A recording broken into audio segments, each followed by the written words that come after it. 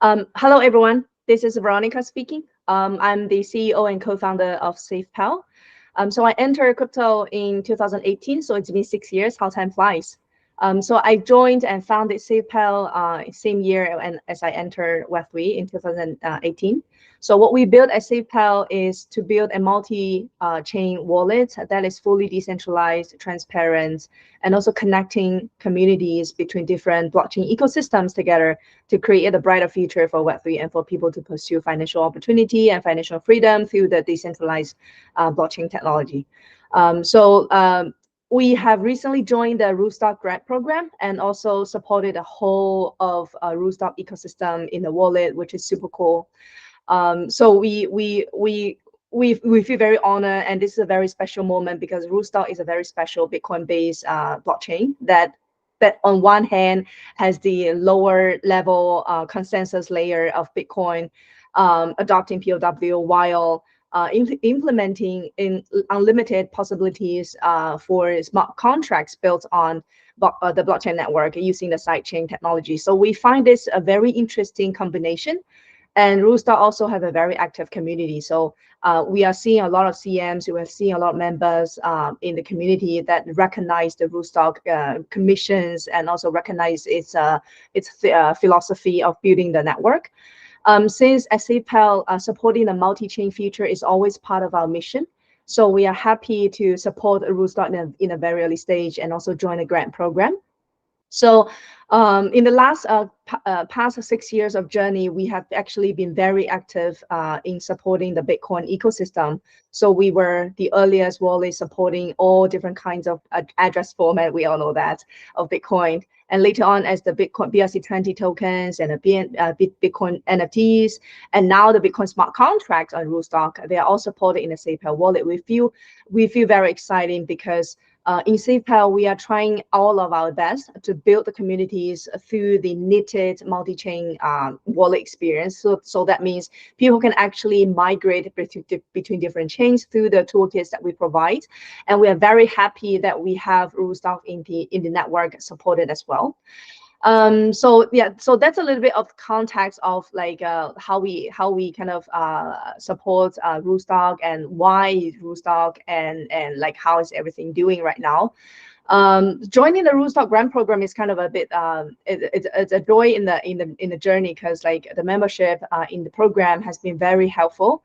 Especially in providing technical support that we need, since we have a very complicated wallet product suite. We have hardware wallet, we have mobile wallet, and we have browser extension wallet.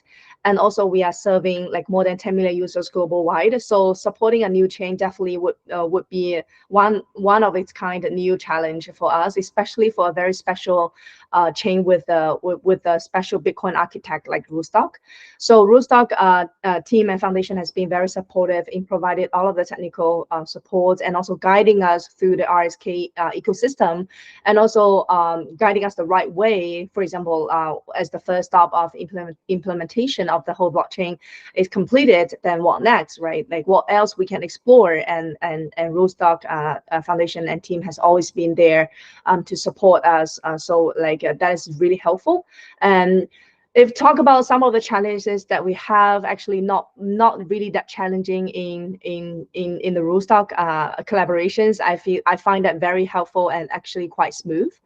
But building a wallet, the challenging part is more about user onboarding and also user education. So these are some of the two of the most critical challenges that we have encountered in the last 6 years of product and also service delivery. User onboarding means that right now for users from a traditional world to enter Web3, there are a lot of bottlenecks, there are a lot of cumbersome user experience and details that needs to be worked on, starting from fiat on and off ramps, of course. And also understanding blockchain, understanding self-custody is also another big challenge. And then understanding how the blockchain works, and also get even as small as getting some gas fee token could become a bottleneck that stop the user from going on. So we feel that building a smooth and complete cycle for user onboarding would be critical for the mass adoption and penetration for the blockchain technology. The second one would be user education, because that is the trickiest part, because self-custody is isn't really that familiar, or is not a familiar concept for most of the norms who are very familiar with like a backup solutions like Google login and all those social logins. So we find that teaching users about the pros and cons about self-custody is actually quite challenging, since sometimes human beings make mistakes and they lose their C phrase, they lose their private keys, and that's exactly like when they would blame wallet, for example, and they would find very frustrating, and some of them even lose their life saving, which is really painful. So in the last 2 to 3 years, actually, we spend most of our efforts in user onboarding and user education. And actually, we look forward to do the same with the Rootstock ecosystem as well. So at this moment, we have supported the Rootstock, the whole set, including the blockchain, including the consensus layer, and also have supported the DAGs. We look forward actually to work with more ecological projects built on the Rootstock ecosystem, such as right now we have supported Symbiosis. Coming next, we are talking to our RF name service, Money on Chain. So these very popular and trending projects built on Rootstock network are already in conversation with us. So we can't wait to bring Safepal experience to all of these decentralized applications and all of these dApps, and also even Bridge, etc. So this is one of the most important part of building a smooth onboarding gateway and also user experience for the masses. So actually, onboarding would be part of our major goal for 2024. It's going to be the main theme, because onboarding is a very big topic. Like it involves a lot of different details about including fiat on and off ramp, like I mentioned, gas fees, understanding self-custody, and very smooth transaction solutions, and all those. And as a matter of fact, upcoming in a few days, we are going to release a new big version, which is about onboarding, to enable users to really spend crypto in their real life. We feel very excited about that. And this year, we are exploring using the hardware to do onboarding. We have tried that with several game projects as well, like to use the hardware wallet as a safe way to onboard users. For example, you buy a Safepal wallet for your friends, and then when they receive and activate it, they actually have some crypto in it. So it's a smooth onboarding process with a physical product. So that is making a lot of sense to normal users. We also exploring AA and MPC, so hopefully to lower the entering threshold for most of the normal users. And of course, this year we are having a lot of bull signals. So I bet at Rootstock also have a lot of new projects coming in.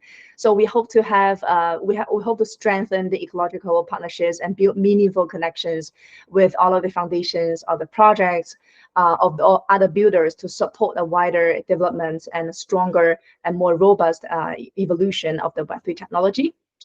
Yeah, I think like being one of the grantee in the Rootstock grant program. Lastly, I also would like to give some suggestions to those who might be interested in applying for the grant program, or might be interested in discovering more about the RSK ecosystem. So if you're ever interested in joining the grant program, for example, really depends on which stage you are at. If you are in early stage, I think the key to the successful application to the RSK grant program would be to understand the existing ecosystem on chain already, and definitely need to find the differentiation between your idea and other projects, especially in your own niche. Need to elaborate clearly in a logical, making sense way about what you are building. So I think the idea matters the most, and especially when you don't have a working product yet, how different the idea is and how the idea can benefit and support the long-term growth of the Rootstock ecosystem would become one of the major, I guess, like a criteria of the grant program. While if you are already a working, or for example, already live on the market product like us, like Safepal, I think it's more important about what kind of partnership and collaborations you can envision if you are in the grant program, what kind of resources you can bring in, what kind of potential partnerships or potential collaborations that you can work on. Need to be very specific, I think, and concrete, and also tangible, of course. So definitely cannot like flow in the clouds. It needs to be very solid idea that how both parties can work together, since both are already on the market and quite strong. So I think to create a win-win situation would be the most important thing for those teams who have already a working product. So yeah, so those are some of the exciting moments that I would like to share being a grantee in the Rootstock grant program. And I think coming next, I look forward to more ecological growth in the whole ecosystem. And also thank you for supporting Safepal through the grant program. I would like to send my gratitude to all of the members who have been supporting us in the Rootstock grant program journey. Thank you so much. It's an honor to support the ecosystem, and hope to have more meaningful connections coming next.